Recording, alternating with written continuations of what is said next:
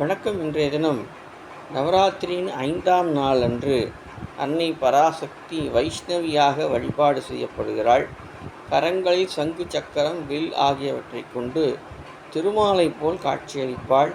திருமாலின் அம்சமாக திகழக்கூடியவள், கருட வாகனம் கொண்டவள், தீய சக்திகளை அழிக்க வல்லவள், செல்வம் மற்றும் செல்வாக்கை அருளக்கூடியவள்.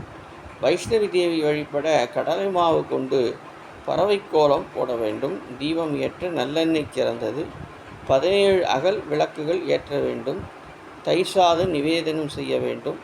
மல்லிகை மற்றும் முல்லைப்பூக்கள் மற்றும் விபூதி பச்சை இலை கொண்டு பூஜிக்க வேண்டும். வருவாய் வருவாய் வைஷ்ணவியே, அனுதினம் வருவாய் வைஷ்ணவியே, அனுக்கிரகம் செய்வாய் வைஷ்ணவியே, உன் திருவடி பாடி பணிகின்றோம் என பாடி துதித்தால் வரம் தருவாள். வைஷ்ணவி ஆதிபத்தியம் கொண்ட கிரகம் புதன். எனவே வைஷ்ணவி வழிபடுவதன் மூலம் புதன் தோஷம் நிவர்த்தியாகும். கல்வியில் சிறந்து விளங்கலாம்.